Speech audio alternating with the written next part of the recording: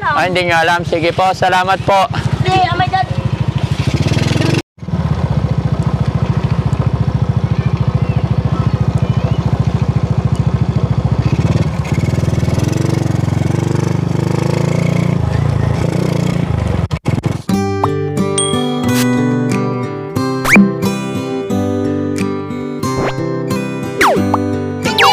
Salamat. Hello.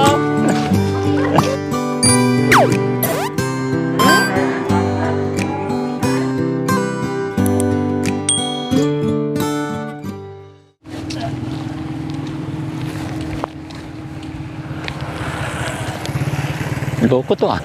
Muntik pa masagi ah. Ang init mga kabarangay. May binabad na bigas. Ayan.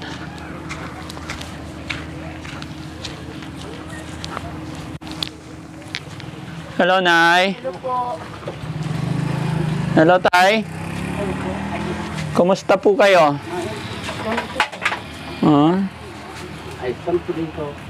Okay naman.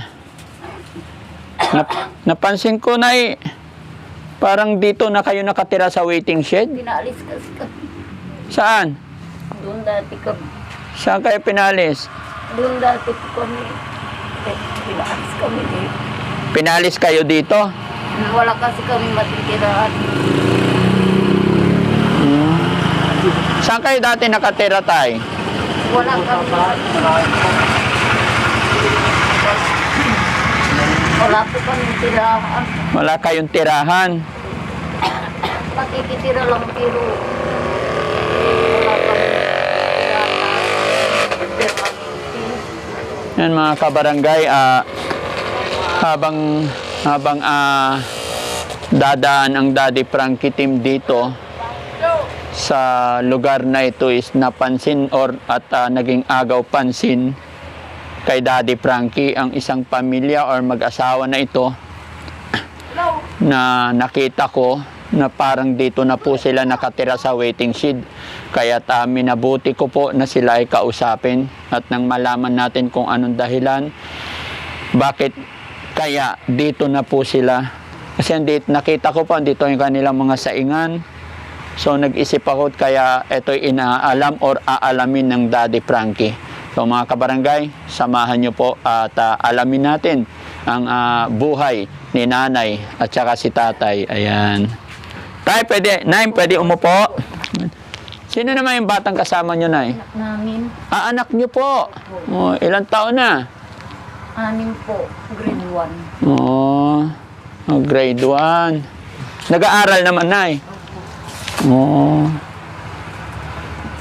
Pero, Nay, matanong ko lang, bakit kayo bakit kayo napatira dito sa waiting shed? Sabi nung kagawad dito, dito po kayo tumira. Pag may papansin sa inyo, sabihin nyo wala kayong matitirahan. Pag may sisita, sabihin na wala kayong tirahan. Walang matitirahan talaga. So, ilan ang anak nyo, Nay? 2, 6 kaya lang naipa-adapt po namin yung 4. Kasi Yung 4, pinaampon ninyo. At ang bilang ng anak mo, Nay, 6. Pinaampon nyo po yung 4.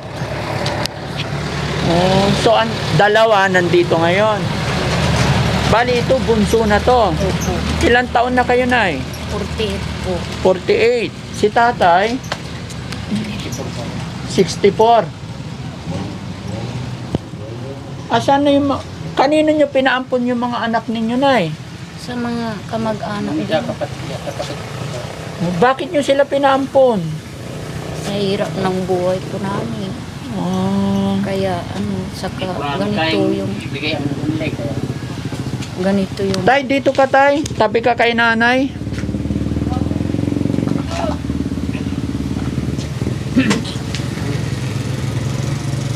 nahihirapan siya kasi hindi yung rayuma niya, yung arthritis.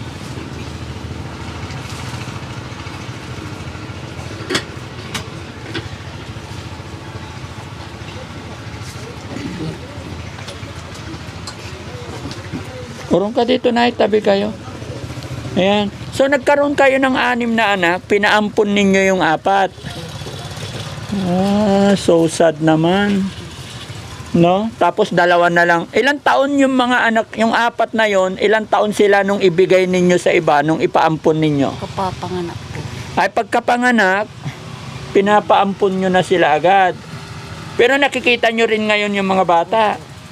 Alam din nila na kayo ang magulang. Yung ano lang, yung iba, hindi pa nila pinapaalam. Ay, yung iba hindi nila sinasabi. Sabi na kami ang magulang. Okay. Tapos dito, Nay, gaano na kayo katagal dito nakatira? Isang buwan ng maygi. Oh, so bago kayo pumunta rito, saan kayo nakatira, Nay? Yun po, May bahay kayo dyan? yun po, yung nakitira kami dyan. Nakitira kayo, pero pinaalis na kayo. Oo. Bakit kayo pinaalis? Sabi nila, ano daw, ipapatanggal na daw yan. Kaya kailangan na nila yung area, kaya nila kayo pinaalis. Bakit hindi kayo nagkaroon ng sariling bahay, Nay? Mulat sa pool, bago kayo magsama, bago kayo mag-asawa. Mayroon po nung doon sa tabi ng ilog. Kaya lang nung dumanang bagyo, diba? So doon sa tabi ng ilog, Tay, pwede kayong magpatayo ulit. O pwede rin doon sa... Kaninong lupa yon? Ay yung kaibigan ko lang po ay sabi niya, kung wala kang matitiran, at may maano ka, sabi, paano ko muna, ay dyan. Pero pag sa tabing ilog, Tay, pag magagawa kayo ng bahay, pag bumagyo or bumaha, alanganin na naman, delikado. Hindi matas na po yun, ginawa na yung riprap yun.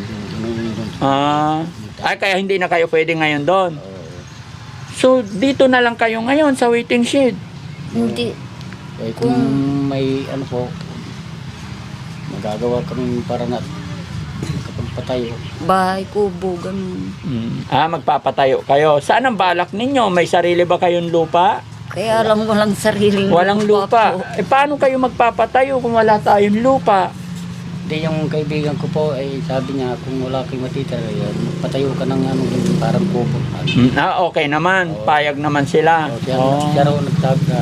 Ayan mga kabarangay, ang pamilyang ito na nadaanan ni Daddy Frankie at ako'y nagulat sa kanilang isiniwalat na ang kanilang bago ko po sila nadaanan, napansin ko lang na ganito lang, simpleng pamilya lang na siguro kakoy wala talagang masilungan.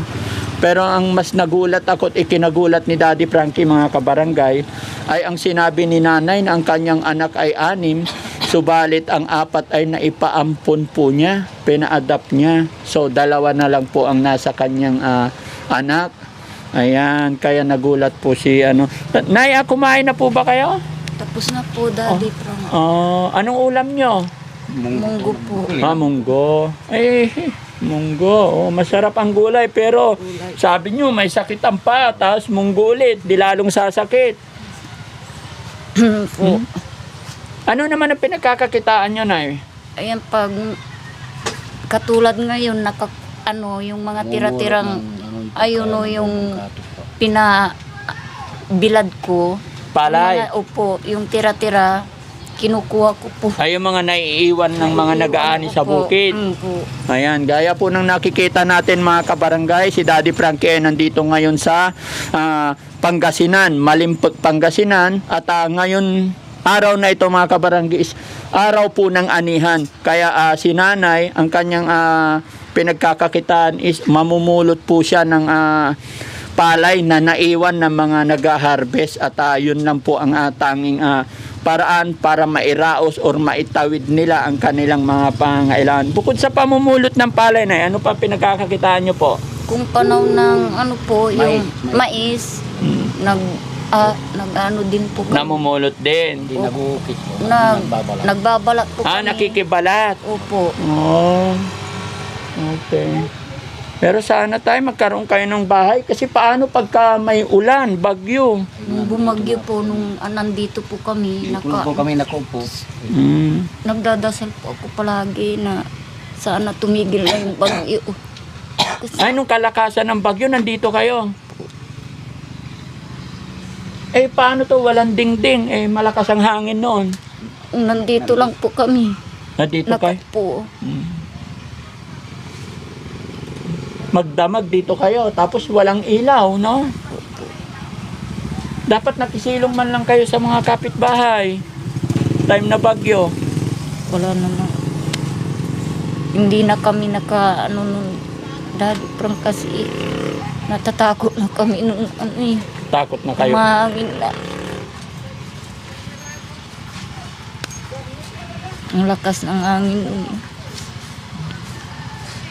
Ano pangalan ni nanay?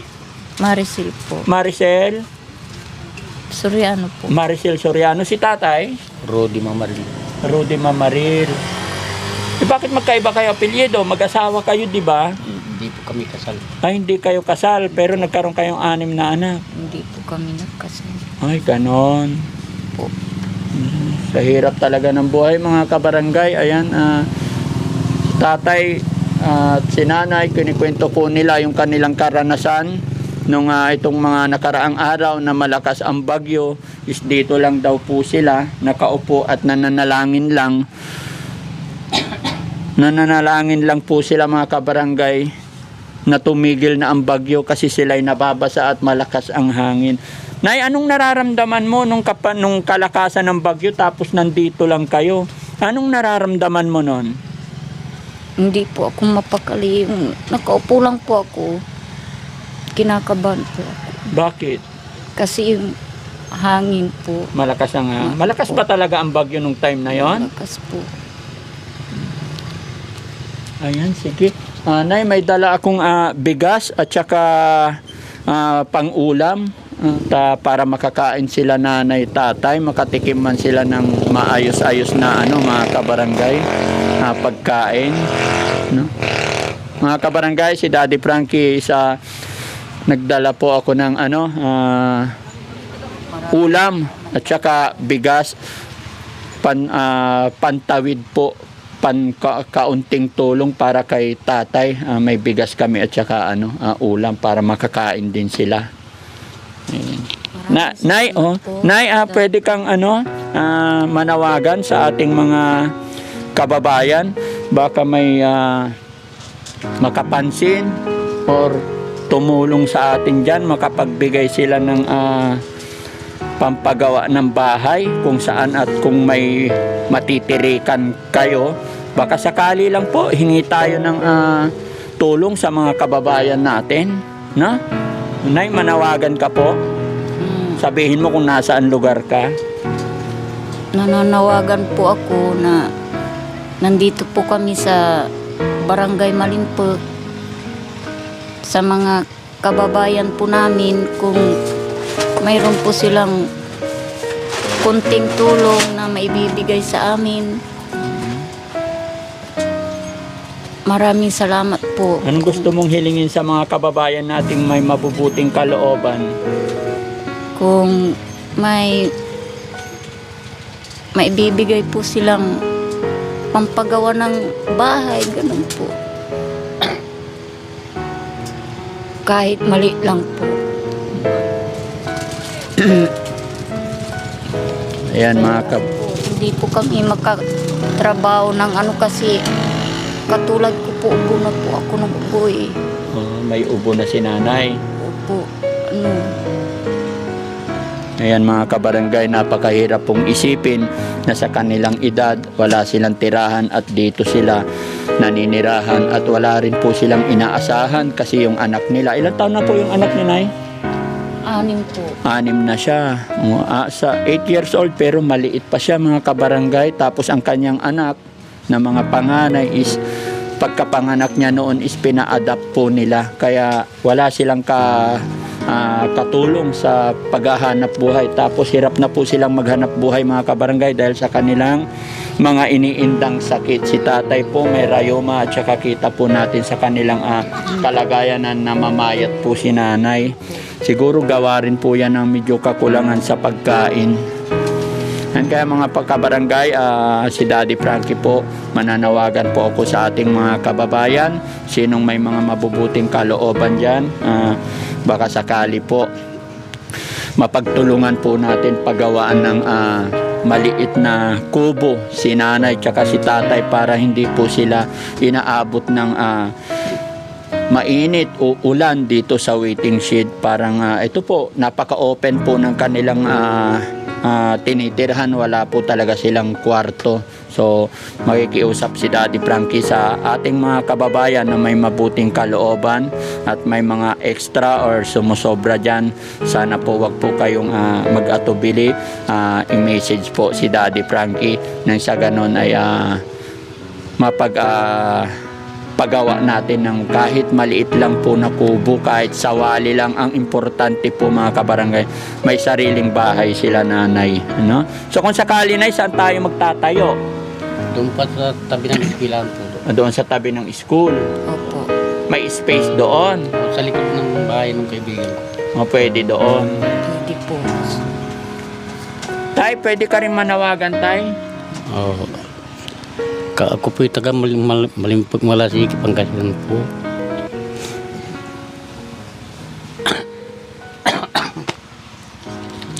Wala po kami talagang magagawa, wala kami matitirahan.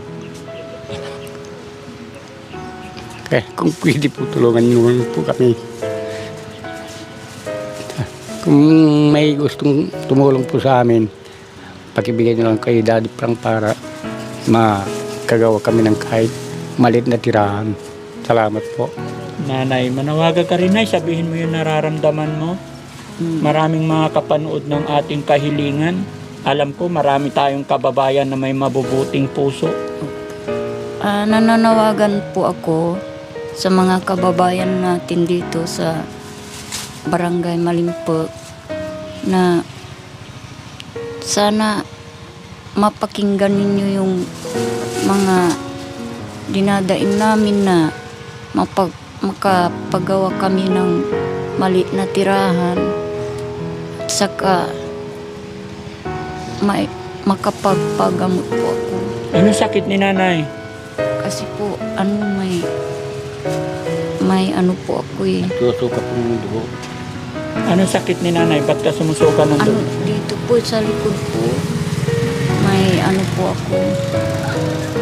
Matagal na ba yan, ay? Opo. Ayan, Wala po kaming magawa dahil magpatikap sana ako. Walang pera. Wala po. Sige, di bali, Yes. malay natin, nay, habang mapapanood nila to, pag-pray lang po tayo, nay. Huwag lang tayong mawalan ng pag-asa, ano? Okay. Ito, nay, may dala akong pang-ulam. Andoks po. Lechon para makakain naman kayo. Tapos meron akong dalang bigas, no? Paano kayo nagsasaing, nay?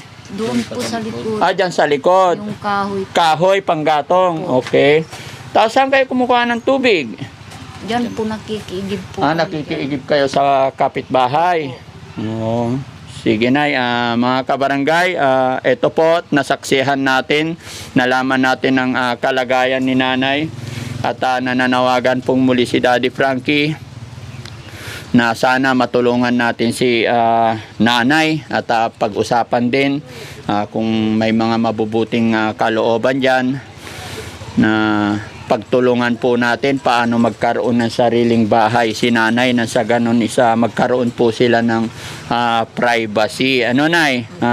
Basta, nay, wag lang tayong mawala ng pag-asa. Pray lang po tayo parati. Tulungan natin ang ating sarili, no?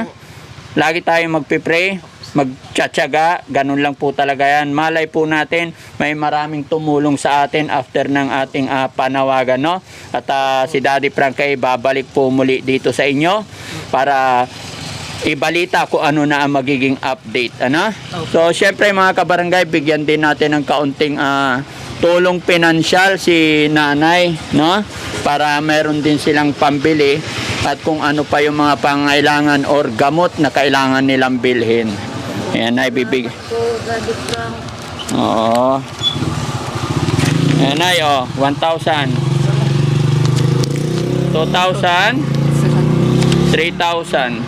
Ayan.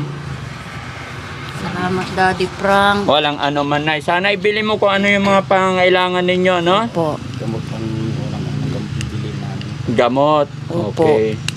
Sige. At sana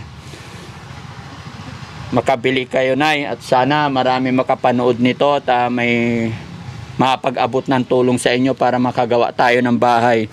Ayan mga kabarangay, ito po yung pamilya na nadaanan ni Daddy Frankie at dito lang po talaga sila nakatira. Ayan, kung makikita nyo po yung mga gamit nila, yung kanilang mga damit nandito sa gilid at magulo, tapos dyan sila nagsasaing sa, sa likod. So sana po makayanan at may magawa rin si Daddy Frankie.